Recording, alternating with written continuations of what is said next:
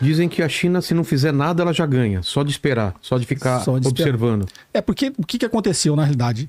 O mundo já começou a fazer uma espécie de movimento, né, para se desacoplar dessa dependência da economia americana, desde que os Estados Unidos impôs uma sanção para a Rússia, né? Enquanto ele impôs sanção para a Venezuela, para o Afeganistão, o mundo via, obviamente, não via isso com bons olhos, mas aplicar uma sanção numa potência como a Rússia é diferente. E desde então, a própria China começou a acelerar, né, esse processo de desacoplar sua economia, não ser tão dependente de ativos denominados em dólar, né? Então, desde o primeiro mandato do Trump, em 2016, a China tinha mais de 70% das suas reservas em ativos denominados em dólar, né? Então, de lá para cá, já está abaixo de 50%. Né? Ela já tem diversificado. Obviamente, ela não consegue fazer Quanto ela tudo. tem de dívida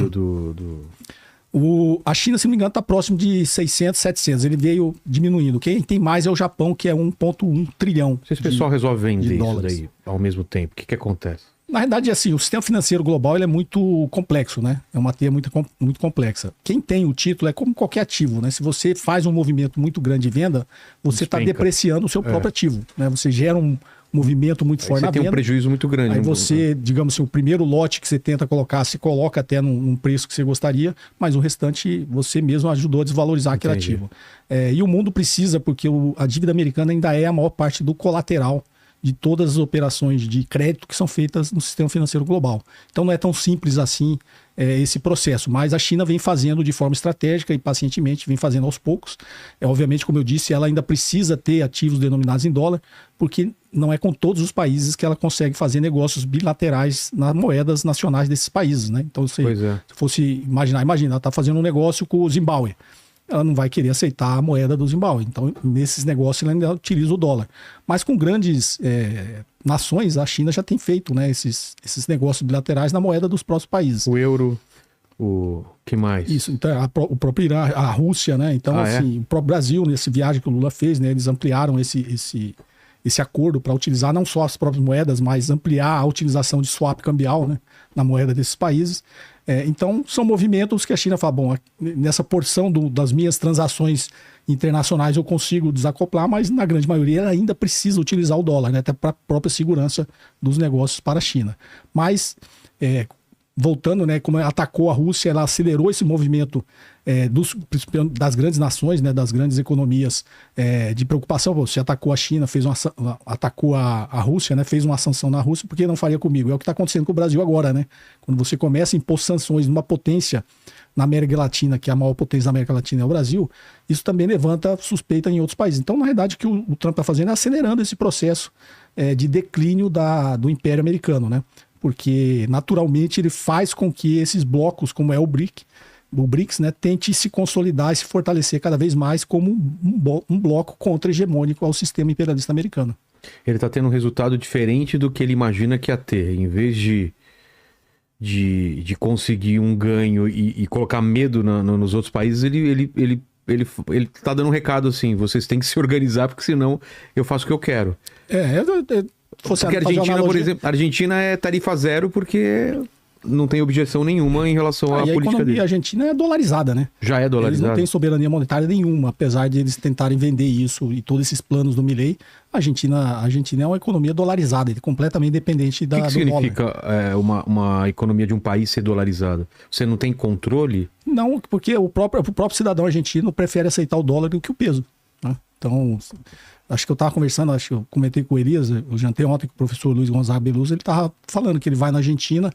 E é engraçado o argentino, né? Ele falou assim, ele foi pagar com peso, aí a pessoa no comércio falou assim, o senhor não tem dólar? Ué? Aí ele pagou com dólar e ela deu o troco em peso. Putz. Então assim, o argentino prefere o dólar do que a própria moeda do país. Então isso é um sinal que o país não tem soberania monetária, né? É completamente dolarizada e dependente. Quando você não tem a soberania monetária, a sua política monetária também não é autônoma.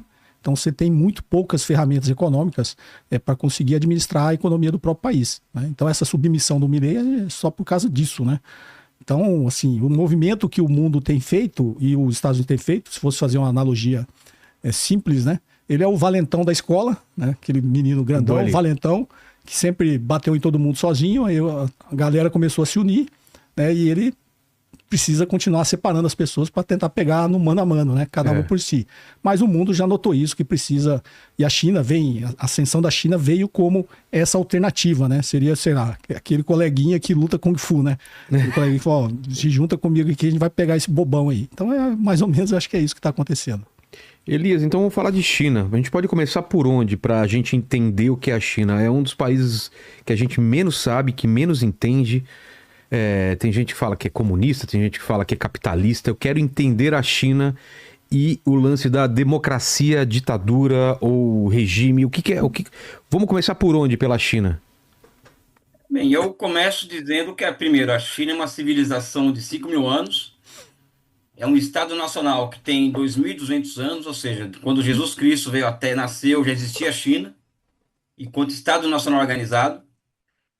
O concurso público na China já existe há mais de 1.500 anos, ou seja, esse Instituto do Concurso Público, né, que nós aqui no Brasil existe há algumas décadas, vamos dizer assim, na China já existe há 1.500 anos, ou seja, 1.500 anos. O Estado ele seleciona na sociedade os seus melhores quadros para governarem o Estado, para serem servidores públicos. O comércio na China, o primeiro registro de comércio na China, de troca comercial, tem 3.600 anos, ou seja, enquanto a gente foi, já voltaram 10 vezes em matéria de comércio, eles já fazem comércio há mais de 3.600 anos.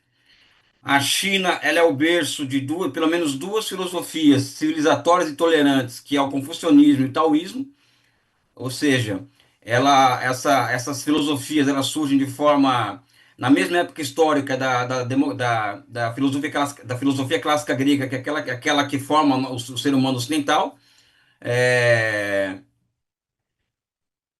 Isso, por que que eu falo, eu trago esses dados históricos, né? E a China já é um estado desenvolvimentista precoce. O que isso quer dizer?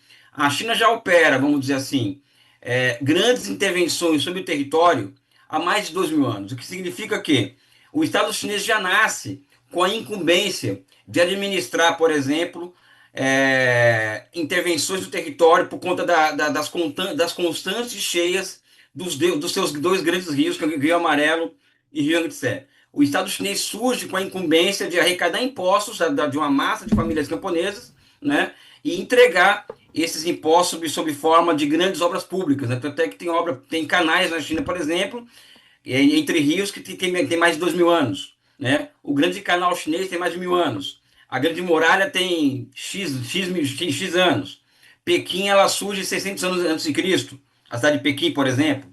Né? Então a China já é um estado precocemente desenvolvimentista ou precocemente intervencionista desde do seu nascimento, há mais de 2.000 anos. Por que eu trago esses elementos aqui para o início da nossa conversa? Zé Cobori e Vilela. Porque eu acho que é muito complicado você pegar um país com uma história desse tamanho, por exemplo, dessa espessura, e você querer classificar esse país como ditadura ou democracia. O que nós temos que observar é o que a história ela entrega em nível de construção do Estado Nacional e construção de formas históricas de representatividade política que a China hoje acaba espelhando. Então, por exemplo, quando nós observamos que na China antiga existiam comunidades agrárias de milhares de pessoas que tomavam decisões, né? Decisões de autogestão da produção, isso há mais de 1.500 anos atrás, e hoje você tem um regime na China de assembleias populares, no campo e na cidade, ou seja, nível de aldeia, por exemplo. Já existe um alto nível de autogestão no nível de aldeia na China. Mesma coisa nos bairros chineses. Eu morei num bairro de Xangai, por exemplo, em que nada acontecia, naquele bairro, nenhuma intervenção pública sem que a Assembleia do bairro, se a Assembleia Popular do bairro autorizasse, por exemplo. Isso é uma forma de exercício de democracia direta. Não é? Então, eu costumo dizer que eu não gosto de separar ditadura e democracia, mas se fosse para categorizar a China seria uma democracia não liberal, ou seja, experiência de democracias diretas em que o conceito de democracia ela é diferente do conceito ocidental, onde aqui no Ocidente a democracia é competição entre partidos políticos e entre classes sociais. Na China, ela tem duas características. A primeira é a da cooperação, ou seja, existe um sistema de cooperação democrática entre o Partido Comunista e 8 partidos políticos que existem na China, esse grupo, que é a Frente Patriótica, que chega ao poder em 49, governa a China. Existe um sistema consultivo na China também, que é em todos os níveis, que é a reunião de personalidades do país para se discutir o próximo plano quinquenal, se discutir um ano legislativo, discutir propostas, não é? E existe uma democracia, que é um conceito que é o seguinte: é democrático na medida em que ele consegue entregar, o Estado consegue entregar para as pessoas aquilo que as pessoas demandam do Estado, que é um bem-estar, que é melhoria dos padrões de vida, que é emprego, que é presente, que é futuro. Ou seja, o conceito de democracia é muito diferente lá e cá, entendeu? Então, para o chinês, democracia é muito mais cooperação e entrega do que competição e disputa, vamos dizer assim, né?